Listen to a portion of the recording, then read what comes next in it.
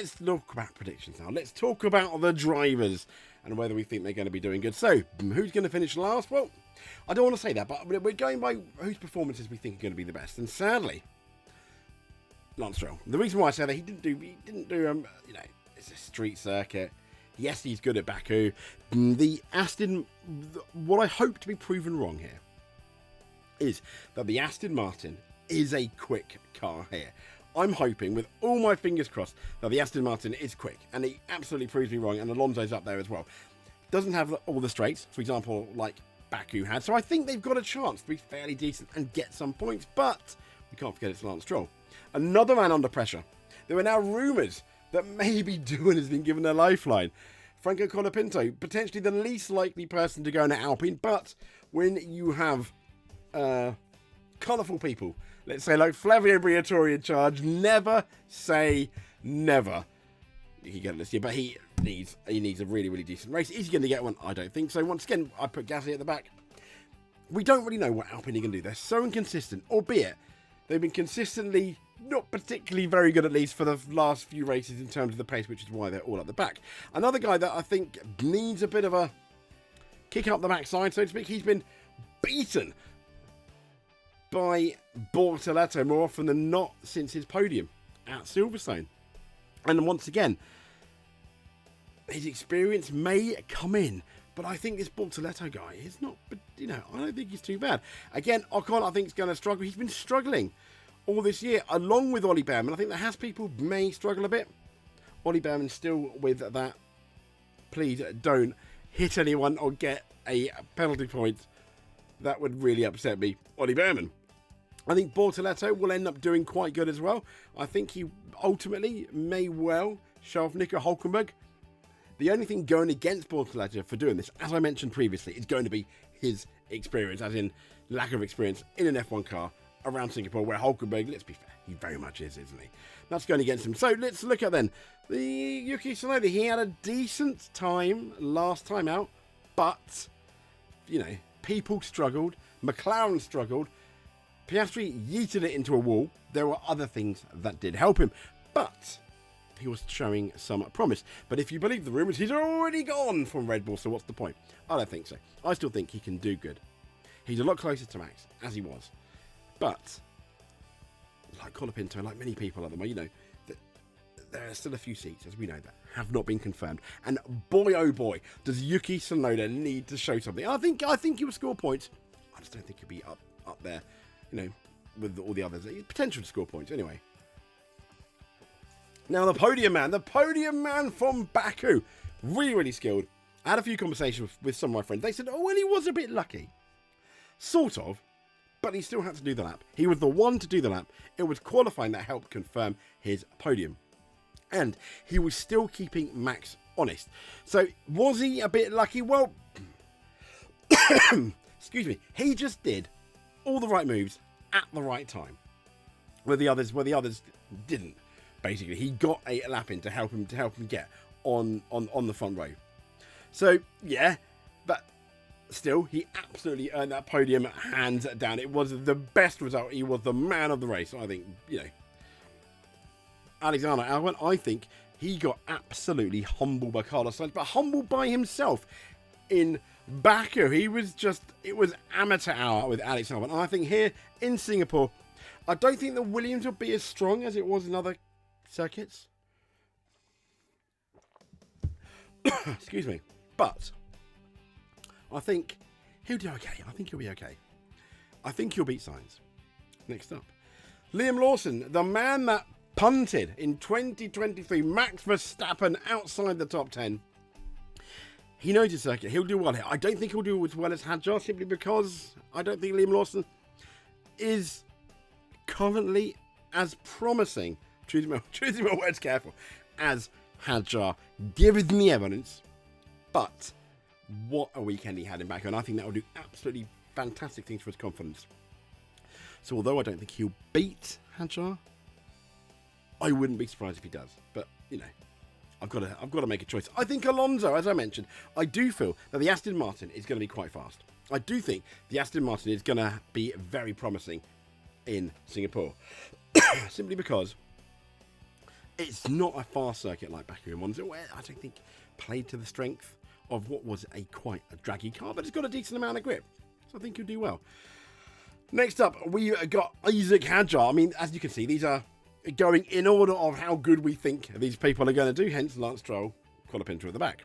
At the bottom, I think this man, still Rookie of the Year, I think he'll do quite well. I really do. At least I'm hoping he does. And if he shows up at Liam Lawson on a track where Liam Lawson has more experience, at least one Grand Prix more experience, because if you remember last year, this was Danny Ricciardo's last race, which Red Bull absolutely did horrendously, or you know, Toro Rosso, or V-Carb, whatever you want to call them. Yeah, we made a video out of that, and hey, it was horrendous how they treated Danny Ricciardo. But anyway, I digress. Isaac Hadjar, I think, will do really well here. And then I also think this guy wouldn't be too bad at Kimi Antonelli, but it is barriers.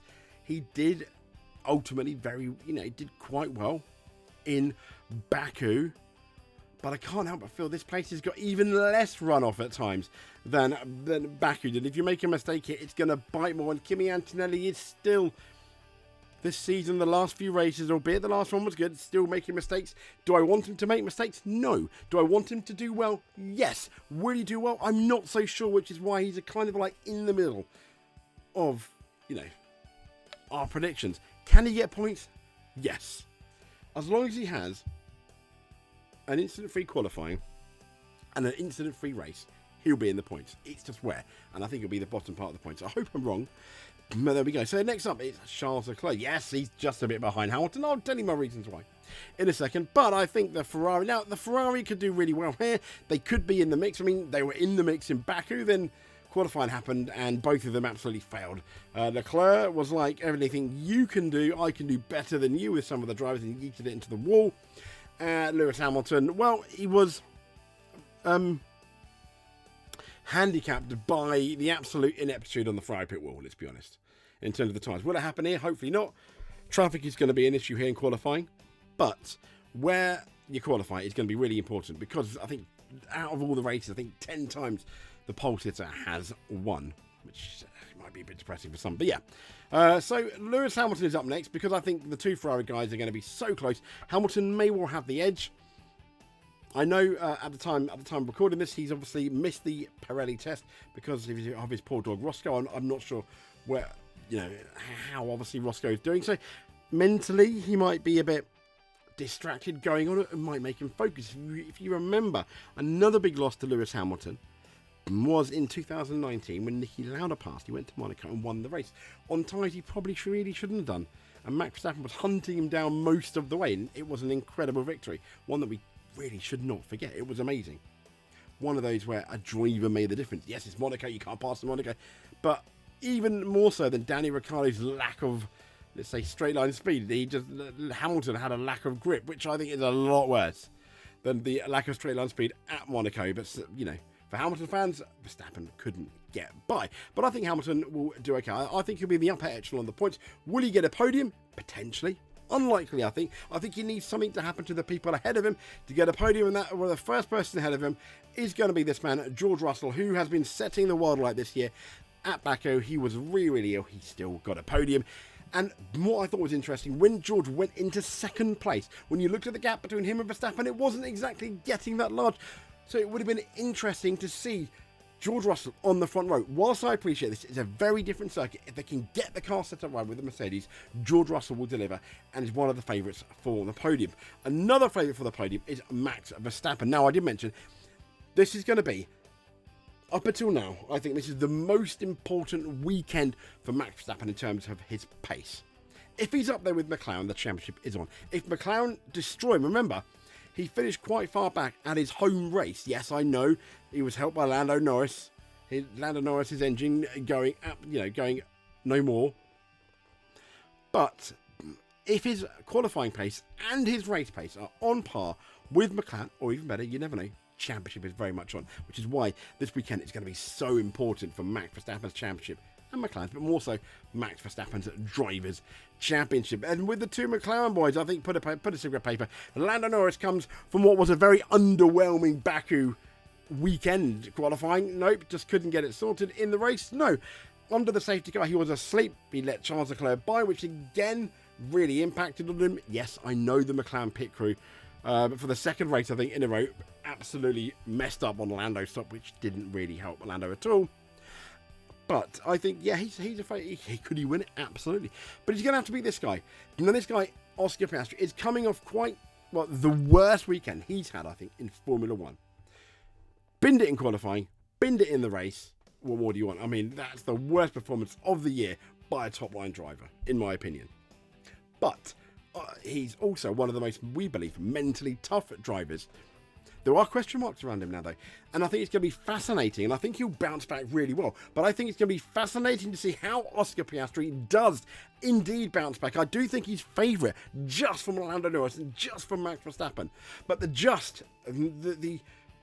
my preface on this just is he's going to, like Kimi Antonelli, need a clean weekend, get everything right, don't make a mistake, and he's going, I think he'll have the pace to win. I think mentally he's going to be like, I want to prove everyone right. Where I do feel there's more question marks, in spite of Oscar's silly mistake, I still think mentally there's more question marks about Lando Norris.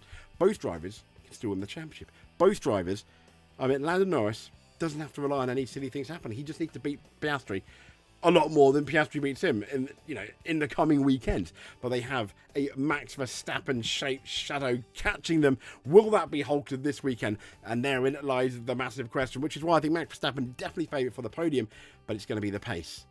That pace is going to be the big question mark, and we'll see it maybe in Friday practice 1 and 2, but we won't ultimately see it until qualifying. And then the data. The race pace the race pace data even. It's going to be really, really interesting, isn't it? But there we go. Yeah, podium, Piastri, Norris, Verstappen is what we're predicting. Wouldn't be surprised if it's any different. But this is Singapore, and if you're Fernando Alonso, you can win from 15th if you get a bit of a hand from the safety car. So who knows? That was all the way back though in 2008. So there we go. That is our Singapore Grand Prix preview. And I'll just even looking at driver standings and the gap. I mean, it's going to be, I can't wait. F1 points since the summer break. So, who do you think is going to win? Comment below, let us know. But until then, we'll speak to you soon. Thank you very much for watching. If you made it to the end, absolutely amazing. Please give us a subscribe. That would give us a massive smile. But until then, thank you. Thanks for watching again. I do it too much to say thank you, but it doesn't. I mean, the fact that people just pick this up and watch this ramble on Formula One Singapore is more than enough for us. Thank you very much. But above all else, stay safe.